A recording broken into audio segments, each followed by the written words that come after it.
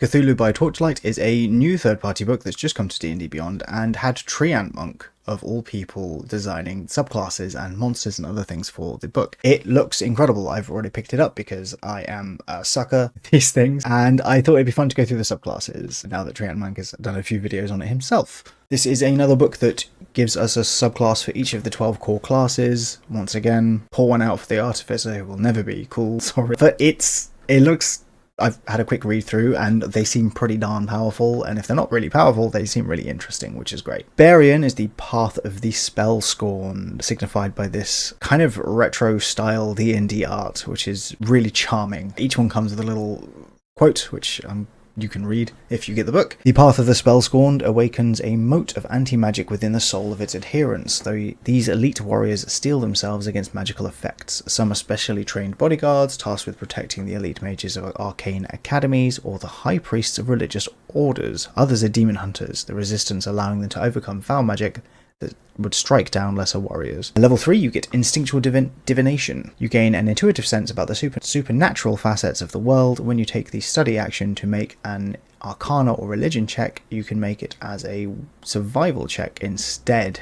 No more asking your DM if you can do the thing you're good at doing. We all do it, there's no shame in it. Also at level 3, you get spell hammer. You sheath your weapons in crackling energy that's particularly baneful to creatures from other worlds, those that wield magic, or those that are capable of tremendous destruction. Once per turn while your rage is active, you can deal double your rage damage bonus to a target you hit with a strength-based attack. If the target has legendary actions, can cast spells, or was summoned, you deal triple instead. That's sick. And also at level 3, you get spell shield. You exert a void around you that consumes spells. While your rage is active, you radiate a spell-consuming order in a 30-foot emanation. You and your allies gain a bonus to saving throws equal to your rage damage bonus. Excellent. Level 6, you get Sunder the Weave. You always have the counter spell prepared. Obviously, you're a barbarian, why wouldn't you?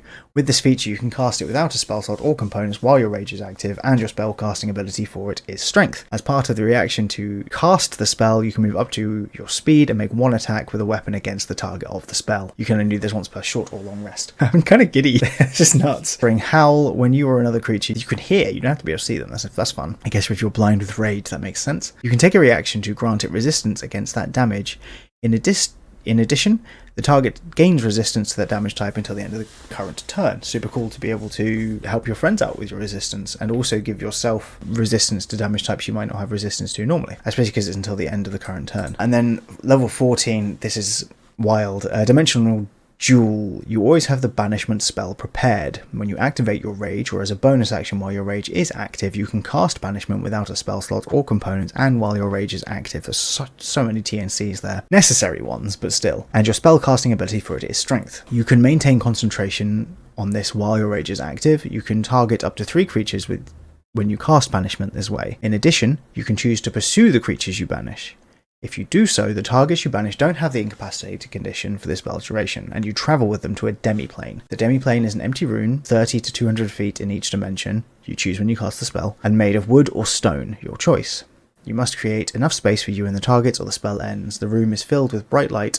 When the spell ends, if you travelled with any targets, you and any dropped objects reappear in the space you left or in the nearest unoccupied space if that space is occupied. You can do this a number of times equal to your strength mod, and it recovers on a long rest. The idea of chasing down these things that you've banished is just glorious. I think barbarians fell behind fighters a bit in 2024. I don't know how common that opinion is, but as someone that DMs, this is something I've noticed in my players. I do think that something like this helps kind of even that out a bit. This is a really strong subclass, and it's got some really unique features. It's just fascinating. Next, we have the College of Drama, which has a Shakespeare quote, because why wouldn't it? Bards tell tales in a variety of ways. Some sing, some dance, but it is through art that they share the sagas of ancient days. Bards of the College of Drama take a deeper approach to bringing the old stories to life. With a combination of skill and magic, they alter not only their own appearance and voice, but that of an entire troupe. By becoming characters from legend, these bards inspire greatness in those who witness their performances. They rally their allies to impossible feats of perseverance, reminding their friends that the heroes of old faced worst and carried through to victory. Bards who adopt this specialization are particularly adept at infiltrating evil organizations. Their magic allows their entire party to take on a role, giving the group the opportunity to blend in during a ritual or take part in a large gathering. Level 3, you get Tragic Hero. A great performance sometimes comes at a cost to the artist.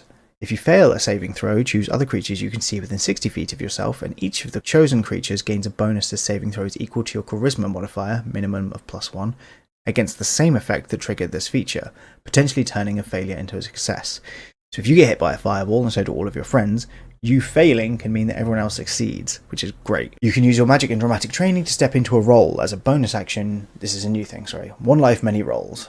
You can use your magic and dramatic training to step into a role. As a bonus action, you can cast Disguise Self with this feature. If you take on the appearance of a specific creature you can see when you cast this, you can adopt that creature's mannerisms and voice. Once you use this, you can't do it again until the short or long rest. It's very ribbon featurey, but not in a bad way. Bards, good for ribbon features. They're bards. They need ribbons. That's how that works. Level 6, you get Stage Direction. You gain the ability to direct others as you inspire them, allowing them to make the most of guidance. When a creature you can see would normally roll one of your bardic inspiration die, don't roll it, instead use the highest possible number for it. You can use this a number of times equal to your charisma modifier, and you regain the uses on a long rest. Automatically maxing out your bardic inspiration die is going to be incredibly powerful and puts this in a really strong supportive role.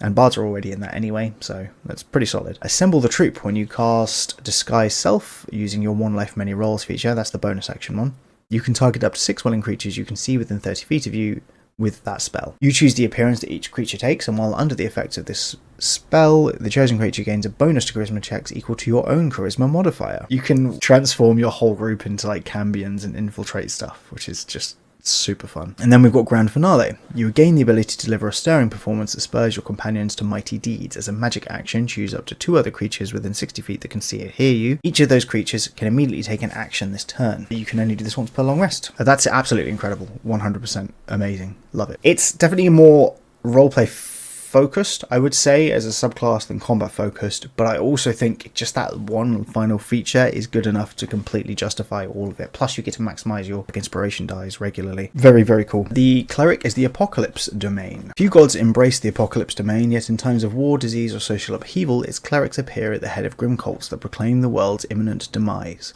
Devotees, devotes, as a typo, we'll let them off. Devotees of the Apocalypse domain are usually apostates and heretics cast from religious orders for their fanatical conviction to the end of all things. The exact origin of the divine power confounds the elders of established religions. Sometimes these clerics derive powers from the gods of fate, doom, or change. More often, though, they seem to draw their power from the collective gloom of a population facing disaster. Perhaps the world's demise is truly imminent, and these visionaries have found some way to tap into it as it grows near. It's got a bunch of cool flavour regarding alignment here: chaotic, lawful, neutral, evil, good, which is, I like flavour both in classes and in other things. You get Apocalypse domain spells, you get Darkness, Hellish Rebuke, Phantasmal Force, Thunderwave, Doom, Fear, Blight, Ice Storm, Anti-Life Shell, and Insect Plague. Once again, it's mucking about with the spell thing, but that's fine. We'll take a look at a couple of spells once we've finished. Level 3, you get Visions of Annihilation as well. You gain the ability to foretell a creature's doom. As a bonus action, you can choose a creature you can see within 120 feet of yourself. Until the start of your next turn, attack rolls against that creature have advantage. Wow. You can use this a number of times equal to your wisdom modifier, and you regain all uses on a long rest. That's amazing. Doom Song. You can channel divinity to hasten a creature's doom. As a bonus action, this is also a bonus action, you can expend one of your channel divinity to choose a creature you can see within 120 feet of yourself. For the next 10 minutes, attack rolls against that creature can crit on a 19 or 20 on the d20. Level 6. You can choose your channel divinity to twist a creature's fate. As a bonus action, you can expend your channel divinity to give a creature disadvantage on the next saving throw it makes against your spells before the end of your next turn. That's solid. And level 17, Life Beyond Death. When you or an ally within 120 feet of you is about to make a death saving throw, you can expend a spell slot, no action required, to heal the target a number of hit points equal to 10 times the level of that spell slot. For a cleric about the Apocalypse, this is one of the most supportive subclasses I've seen in any of the books, third party or otherwise. The ability to give advantage and also to give crits is amazingly strong. You obviously are limited in the number of channel divinities you can do, but still. Yeah, that seems great. A Druid, Circle of the Symbiote. Druids typically view themselves as caretakers of the natural world, using their magic to maintain the wild realms. Druids of the Circle of the Symbiote takes this a step further. They become part of nature, allowing plants to take root in their flesh and become an integral part of their being. Really dedicated vegans, and you have to respect that. So the Circle are sometimes seen as extremists by their brethren. They treat plants and animals as equal, seeing them as intelligent creatures as no more worthy of respect or protection than other living things. They're like anti-vegans. At their most extreme, these druids wage war on civilization, calling on Fang and Vine to topple those who would invade the natural world and subvert it. These druids, owing to their close bonds to the natural world, are drawn to face the horrid invaders of the Cthulhu mythos. They see themselves as the world's first line of defense against these abominations. It's then got some stuff about your symbiote appearances, which again is cool RP stuff. You get your spells: Barkskin, Entangle, Guidance, Plant Growth, Hallucinatory Terrain, and Tree Stride. Those are all very thematic, but they're not especially strong, although Guidance is always good. Level 3, you get Primal Symbiote. Vines and roots grow across your body, forming a symbiotic network. As it draws physical and magical nourishment from you, it grants you a number of benefits. You have advantage on Constitution saving throws that you make to maintain concentration. That could be the only thing in that feature, and that would be perfectly good. As a bonus action, you can expend one of your wild shapes to allow your symbiote to transform you into a plant-like brute as fibrous plates and vines cover your skin. For 1 minute, you gain a +2 to AC, and you gain a number of temporary hit points equal to 2 plus half your druid level rounded down. At the start of each of your turns, you also have advantage on stealth checks. That's pretty good. Tank, just pure tanking, basically. Level 6, you get Symbiotic Reflexes. Your plant symbiote empowers you. You always have the haste spell prepared. Once per active symbiotic transformation, you can cast it on yourself without using a spell slot. Casting it on yourself is interesting, because you can't cast spells with a hasted action. So you can use it to hit things, but it doesn't give you anything that helps you hit things. I guess that's a bit like extra attack, but with more steps. Level 10 is Survival Instinct. While you are in mortal peril, your symbiote can attempt to move you to safety. While you have the incapacitated condition, you can take the dash, disengage, or dodge action, and you retain the benefits of the dodge action while you have the incapacitated condition. That's pretty cool. And level 14 is Surge of Sustenance. As a magic action, you can expend one of your wild shape uses to grant the benefit of finishing a short rest to yourself or a creature you touch. Once you use this feature, you can't do it again until you finish a long rest. If you pair this with a Warlock, that Warlock can be very happy if they can do 6 spells in a combat. I really like this. I don't think it's all that strong, but it feels like this is a really strong class choice for like a healer or like a CC, a crowd control one. Definitely interesting. Onto the fighter. We have the hero. Nice and simple. Entities of the Cthulhu mythos are terrifying, implacable, and utterly implaceable. Maybe? I feel like I can't read, which is a problem. Anyway, while those traits often make such creatures unbeatable, their inability to understand humanity's capabilities can prove their undoing. Heroes are fighters who bring out the best in humanity.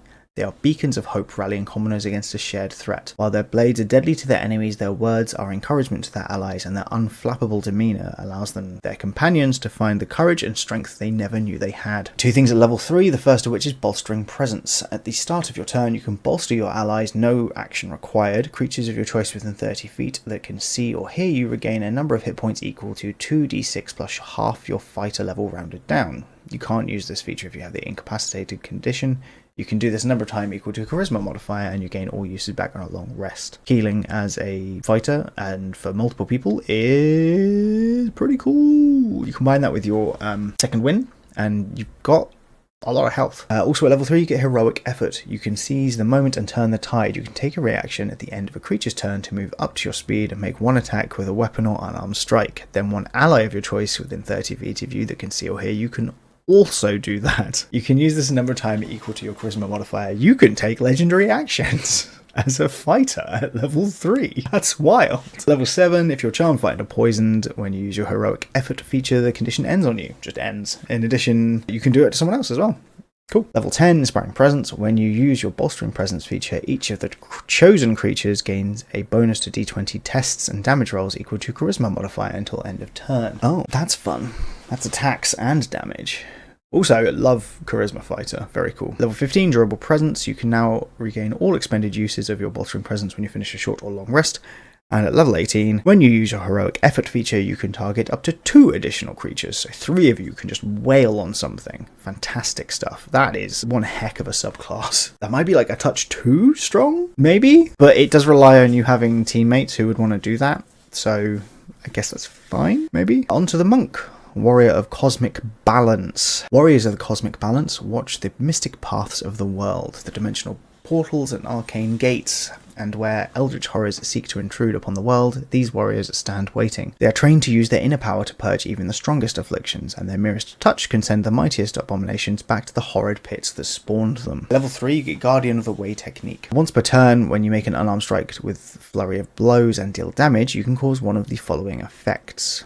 You can either stop the creature from teleporting or using planar travel, including entering an extra dimensional space or demiplane. You can have them teleport 15 feet to an unoccupied space you can see. This does not say that it has to be on solid ground, so you could chuck them straight up, which is fun. A little bit of extra damage, it's like 1d6 extra damage, and they're prone on the first hit, theoretically, so you get another 1 or 2 hits depending on your level with advantage. Seeker, also at level 3, you always have the detect magic and comprehend languages spells prepared. You can do these without spell slots and components. Your wisdom is your stat for it. Once you cast the spell with this feature, you can't do so in this way again until you finish a long rest, unless you expend 1 focus point to restore your use of it. Not bad. Warden of Harmony at level 6, when a creature within 60 feet of you attempts to teleport, you can take a reaction and spend 1 focus point to prevent the teleportation.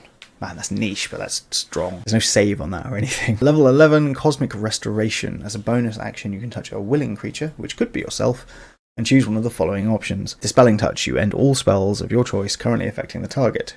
Purging Touch, you remove a condition. I'm not listing those. You can do this once per long rest or by expending 4 focus points. Again, that's kind of niche, but it's not bad. And then Ward of the Profane at level 17, you can spend 3 points to cast Banishment when you hit something. Sure. Banishment is a charisma save, which is generally better to attack than a constitution save. So this is like a hyper buffed stunning strike, basically. I think this is a subclass that does really, really well with the flavor and the concept of it. I don't think it's all that strong. But, I mean, if this is the vibe you want, then the subclass is going to hit it better than anyone else, right? On to our Paladin subclass. This is the Oath of the Guardian.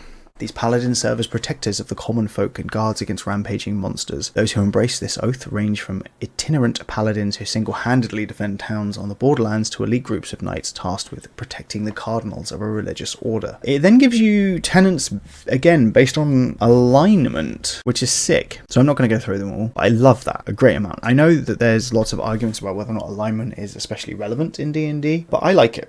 I think it's a useful shorthand for roleplay stuff for players, and you can always subvert it as the DM or as a player too if you decide you want to. So level 3, you gain your Oath of the Guardian spells. You gain Alarm, Shield of Faith, Lesser Restoration, Warding Bond, Beacon of Hope, Protection from Energy, Death Ward, Guardian of Faith, Greater Restoration, and Raise Dead. The big one there, in my opinion, would be Shield of Faith, because you can just give it to yourself and tank even more. And you might want to do that because of the level 7 feature, but we'll get to that in a second. Also at level 3, you get Defensive Intervention. When a creature you can see hits another target creature within 30 feet of you with an attack roll, you can take a reaction and expend 1 of your channel divinities to teleport up to 30 feet to an unoccupied space within range of the attack and make yourself the target of the attack. Love it. And also at level 3, when you hit a creature with an attack roll using a weapon, you can forego using that weapon's mastery property to mark the target until the end of the turn. This effect ends early if you have the incapacitate condition or if someone else marks the creature. A marked creature has disadvantage on attack rolls against anyone other than you, and it must spend 2 feet of movement for every 1 feet if it tries to move away from you. There's 2 things I really love about this. One is the fact that it mentions weapon masteries and plays around with that. Love it. The other is that this is a really cool taunt ability. The fact that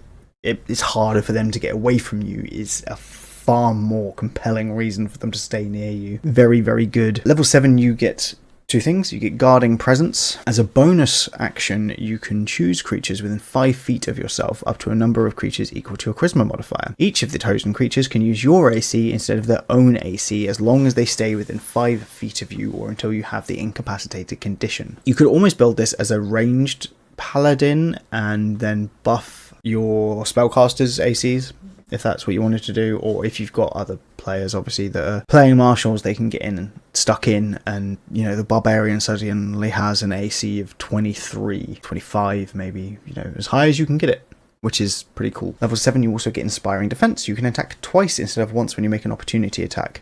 In addition, creatures of your choice under the effects of your Guarding Presence, which is the thing we just said about, can attack twice instead of once whenever they make an opportunity attack. That is preposterously strong, especially if it works with Sentinel. I'm trying to remember. I don't think Sentinel is classed as an opportunity attack anymore, if I recall.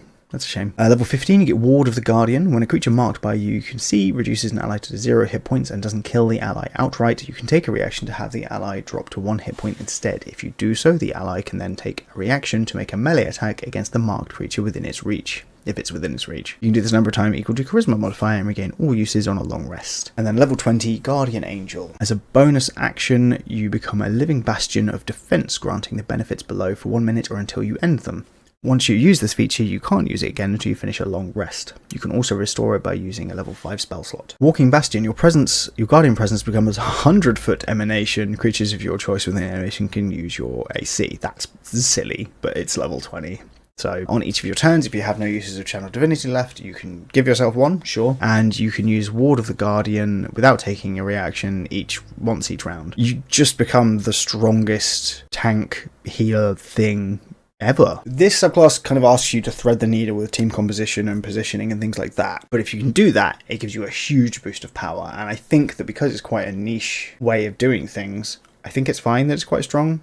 Personally. Onto Rogues, which is the Trail Warden... No, Rangers. Onto Rangers, which is the Trail Wardens are rangers who've taken an oath. When they lead others into the wilderness, they swear to bring them back safe and sound, but they aren't mere bodyguards or tour guides. Trail Wardens only lead those they deem capable of providing the skills and abilities needed to endure the horrid monsters and grinding conditions of an expedition. Far from civilization's protective grasp, there is no room for dead weight. A single mistake can cost the lives of an entire party. Trail Wardens are known for their harsh attitude towards others. Some believe that they must bring the realities of the wilderness into civilization to prevent the careless from joining the expeditions and endangering the group. But once in the wild, they become nurturing, protective, and insightful as they guide their charges safely through dangerous territory. You get spells, obviously. You get Goodberry, Pass Without Trace, Spirit Guardians, Guardian of Faith, and Mass Cure Wounds. Those are all really solid spells. Absolutely no complaints about the spell list there. But you also get Coordinated Tactics. You have an innate understanding of coordinated teamwork. It's represented by your teamwork die, as you can see here, d6, d8, d10, depending on the level, which is used in the powers you get from the subclass. At the start of your turn, roll your teamwork die and use that result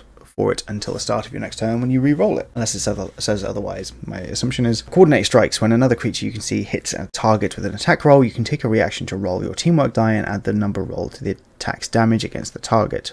The damage is of the same type dealt by the original attack. That's kind of niche. I guess at level 3, you're not always going to be getting opportunity attacks or reactions. It also has no range, so you can be doing this as a ranged fighter with no problem. And then Coordinated Tactics, you grant your abilities...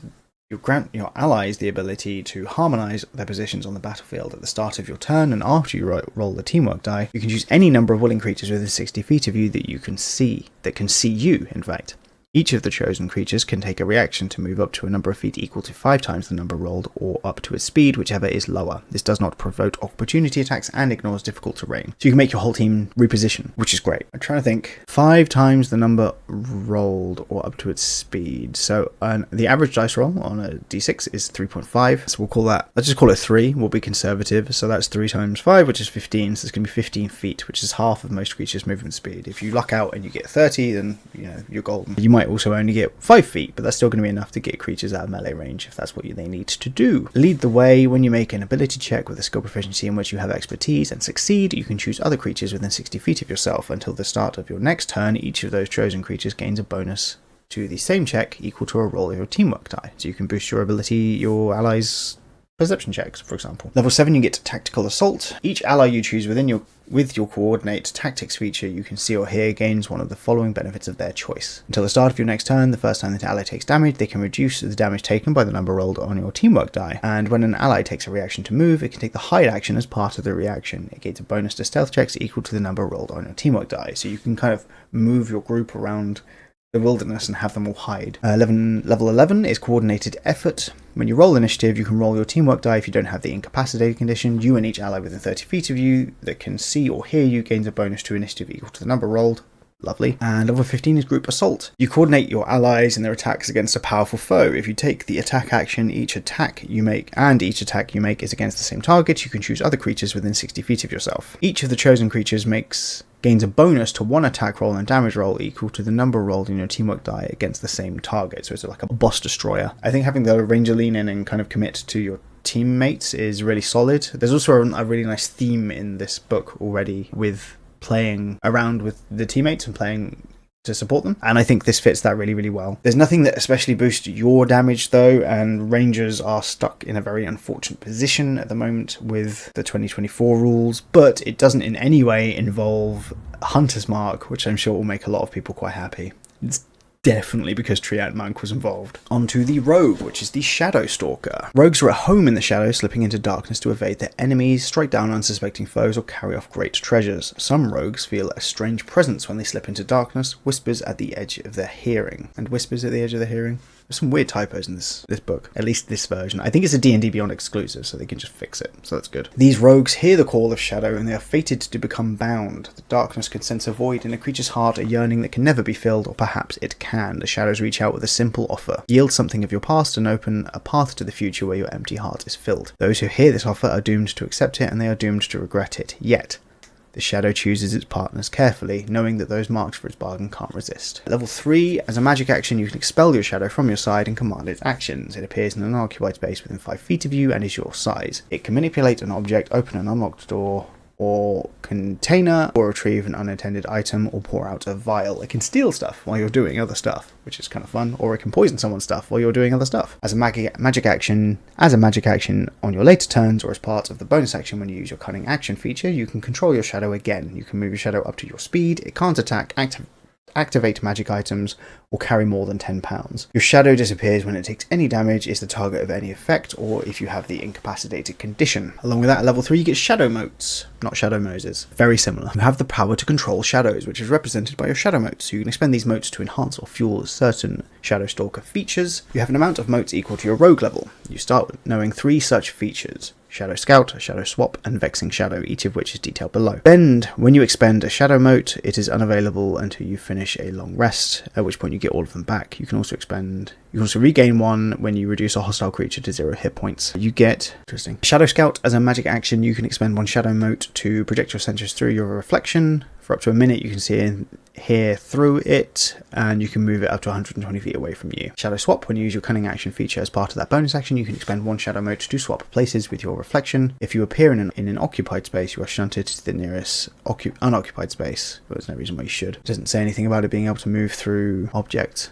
And then Vexing Shadow. Immediately after you hit a creature with an attack roll using a weapon and your shadowy reflection is within 5 feet of you, you can expend a Shadow Mote to gain the invisible condition against that creature until the end of your next turn. So you can stop a creature hitting you. Specifically, Shadowed Sucker. You can weave shadows to intercept an attack and direct it harmlessly into a void of darkness. When you use your Uncanny Dodge feature, you can reduce the attack's damage against you to 0, once per long rest. This is not a bad level 9 feature though. Level 13 is Shadow Gate. Your shadowy reflection can create an umbral pathway that you and your companions can use.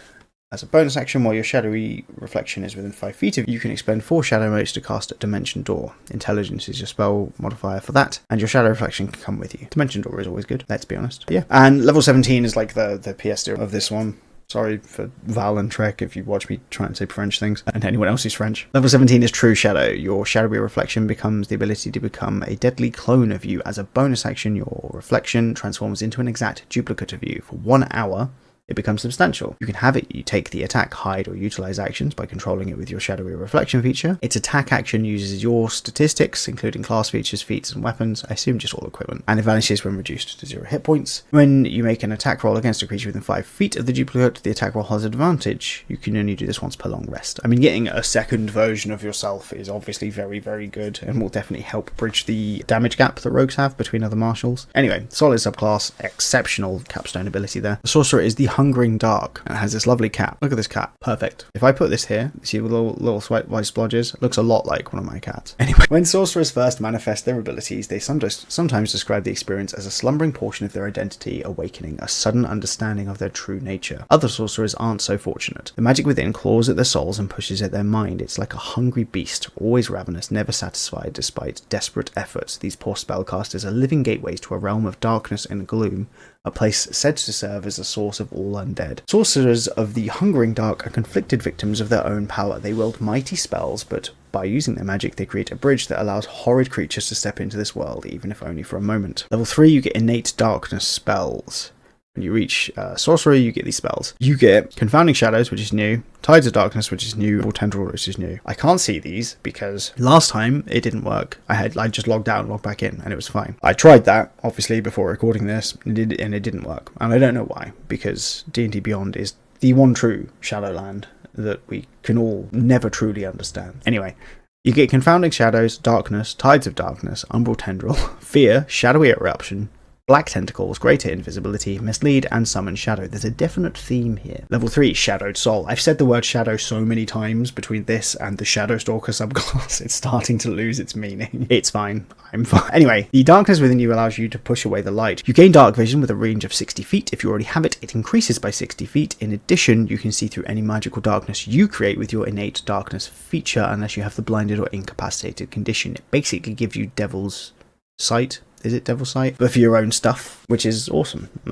You need to be able to see through your own stuff. Level 6 is the answer to all of the people who are like, but darkness is a bad and solo play style. I mean, you have to get to level 6, but still. When you cast any spell from your innate darkness feature, you can choose a number of creatures up to your charisma modifier. A chosen creature can see through any magical darkness you create for 1 minute. I adore that feature. In particular, this specific thing is great. Anyway, level 14, whenever you cast any spell from your innate darkness feature that creates an area of darkness, dark vision and blind sight can't see within the area of that spell, which solves high level issues with the darkness playstyles. And then level 18 is One with Darkness. The darkness within you roils with hunger and transforms you. You exist in a shadowy state between reality and darkness. On your turn, you have the invisible condition. You can't be perceived by true sight or blind sight. That's wild. And you can teleport up to 30 feet to an unoccupied space you can see, but only if you haven't moved during this turn. After you use this, your speed is 0, so you can teleport instead of moving. I feel like, hold on, Confounding Shadow, Tides of Darkness, and we'll tell it. Let's look at some of these spells quickly, right? Confounding Shadows, you create an orb of writhing shadows and hurl it at a creature within range. The target must succeed on a wisdom saving throw or take 1d6 psychic damage and is unable to see you until the end of your next turn. That's fun. I swear one of them was called Tides of Shadow. If I just put Shadow in, back in the subclasses, baby.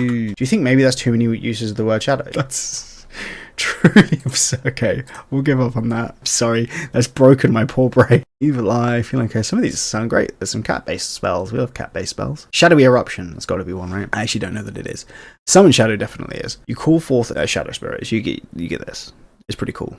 You get 2 different versions, Infiltrator or Assassin. Very nice. Tide of Darkness. There we go. That was one of them. You unleash a wave of swirling shadows that fills an area next to you. Each creature in a 10-foot cube of darkness originating from you when you cast the spell makes a wisdom saving throw. On a failed save, they take damage and blinded until the area is no longer in darkness. They're not blinded if they succeed. Pretty sick. Anyway, I read everything. We've done this, right? I'm tired. I think this subclass is amazing. I don't think it's really, really powerful. I just think it's really, really well designed to do the whole darkness thing. So if you're playing with other characters that want to make use of advantage and stuff, this lets you play a more supportive role as a sorcerer, which isn't something that sorcerers can always do very well, but in a debuff way, not in a buff way, which is very, very cool. On top of that, you still get to be a sorcerer too, which is wild. Speaking of cats, the Warlock subclass is the Exalted Assembly of the Feline Court. It's got a quote. I know I wasn't going to read any of the quotes, but this is great. Mark Twain apparently said, "If man could be crossed with a cat, it would improve man, but deteriorate the cat." True. The entities of the Cthulhu mythos have many enemies. Not all who learn these terrible creatures fall victim to the promises of forbidden power. Across the cosmos, a grand conspiracy consisting of the most unlikely of creatures. A court of intelligent house cats seek to protect the world from the mythos. Hailing from across the planes, worlds, and planets, they use magic and manipulation to ensure the centuries of work domesticating humans remains uninterrupted. I wasn't expecting like a funny subclass in this at all. Their skill at providing food, warmth, and shelter, humans are all too prone to corruption, meddling in powers far beyond their grasp. All it takes is one fall with a forbidden book, and generations of work crumbles as yet another human civilization is forced to dust. The Exalted Assembly of the Feline Court coordinates efforts to sustain and protect their servants. They forge magical pacts with those who show the right mix of cunning, bravery, and etiquette. We need an Exalted Assembly. We need the Exalted Assembly for the Feline Court here in the real world to sort stuff out. I would gladly be led by a cat, depending on the cat. At level 3, you get feline spells. You get Animal Friendship, Cat's Spring, Featherfall, Feline Grace, Misty Step, Speak with Animals. That's a lot. You also get Haste, Phantom Panther, Freedom of Movement, Dimension Door, Feline Chaos, and Telekinesis. Let's just find the spells which have the word feline in. Feline Chaos. Each target must succeed on a dexterity throw or be affected by the spell for the duration. An affected creature takes 4d6 slashing damage at the start of each of its turns, and they have disadvantage on all ability checks and attack rolls if they attempt to move. This has broken my brain a little bit. Each target, how many creatures can you target? So they take slashing damage, or they can end up prone, and the damage goes up as you use a higher spell slot, but it doesn't say how many creatures you can choose. It has a range of 120 feet. It's just verbal. Okay. I really am enjoying this book. It feels like there's been some weird oversight with the edits at this point, which I'm assuming will get patched. Feline Grace. You gain the unerring reflexes and balance of a cat. Until the spell ends, you gain the following benefits. You're immune to the prone condition. You always land on your feet. You can take a reaction to reduce fall damage. You gain advantage on dex checks and saving throws, and your jump distance is doubled. Phantom Panther was one as well. You conjure a spectral panther that pounces on a creature you can see within range, mauling and pinning it for your allies to close in. Target makes a strength saving throw. On a successful save, the target takes half as much damage and the spell ends. While restrained, target takes 2d6 force damage at the start of each of its turns. It's pretty cool, and the target or another creature can try and pull them, basically. That's really fun. You also get Feline Affinity level 3. You gain the ability to speak with the world's true nobility. You can cast Speak with Animals without expending a spell slot. When you cast the spell this way, the only beast you can verbally communicate with are cats, though most cats are reluctant to converse with a creature as simple as you. It's just like a nothing first. That's so funny. Feline form. Your patron takes pity on you and gives the ability to... Was it? Is Treantmonk a cat? Are you a cat? As a bonus action, you can shapeshift into a cat, a tiny beast. You stay in that form for another hours equal to your Warlock level, rounded down, or until you use the feature again. You can also leave the form early as a bonus action. While in this form, you retain your personality, memories, and ability to speak, and the following rule applies. Game statistics are replaced by the beast's stat block, but you retain your creature type, hit points, hit point die, intelligence, wisdom, and charisma scores. Class features, languages, and feats. You also retain your skill and saving throw proficiencies and proficiency bonus for them, in addition to gaining the proficiency of the creature. If a skill or saving throw modifier in the beast stat block is higher than yours, you can use that one instead. While in this form, you can cast the spells on your feline spells list. You can do this without requiring material components, and if you have the invisible condition from the hide action, you retain the invisible condition. It doesn't target a hostile creature. Shapeshifting does not break your concentration or otherwise interfere with spells you've already cast. It's like a druid, but only for moon druid for cats. You can choose whether your equipment falls in your space, merges into a new form, or is worn by it. Worn equipment functions as normal, but the DM decides whether it's practical for your tiny beast to wear the piece of equipment. Your equipment doesn't change size or shape to match the new form, and any equipment that the new form can't wear must either fall to the ground or merge with it. Equipment that merges with it has no effect in that. Well, this is like a spell casting. You're a cat that can cast spells, so you can do this a number of times equal to a charisma modifier, and you gain all uses on a long rest. Level 6, you get Vexing Distraction. While in your cat form, you can pass off the most destructive, distracting, and irritating behavior as cute or even adorable. As a bonus action, while in your cat form, you choose a creature within 5 feet of you that can see and hear you. They must succeed on a wisdom save or have one of the following effects. Have disadvantage on d20 tests until the end of your next turn, have no speed until the end of your next turn, or a creature of your choice has total cover against the target until the end of the chosen creature's next turn. You can do this a number of times equal to charisma modifier. That's very funny. 9 lives at level 10. I'm really sad it's not at level 9. I know that's not how warlocks are built, but like, man. You're gifted with an almost inexplicable ability to survive dangerous situations. You have 9 lives, which can be expended in the following ways. If you take damage while you have 0 hit points, you can expend 1 life to not suffer a death saving throw failure. If the damage is from a critical hit, you must expend 2 lives to not do that. If you're forced to make a death saving throw, you can expend 1 life to cause yourself to succeed instead. If you're forced to make a death saving throw, you can expend 5 lives to turn the roll into a 20 and just get up. I mean, that's pretty cool. I don't know why you wouldn't just do that one. If you would die from massive damage, you can spend 1 life to be reduced to 0 hit points instead of killing you outright. When you're reduced to 0 hit points and not killed outright, you can spend 1 life to drop to 1 hit point instead. Okay, change my mind. That's going to be the one you go for most of the time. And if you are targeted with an effect that causes instant death, you can expend 9 lives to ignore the effect. You gain all of these back on a long rest. What a fun feature that is. What a fantastically designed, wonderfully flavorful feature that is. Good gravy. And at level 14, summon the courtier. Having served the feline assembly with grace, tact, and good taste, you've earned their favour. When you take damage from a creature that is within 60 feet of you, you can take a reaction to call upon the assembly's wrath. A horde of hissing spectral cats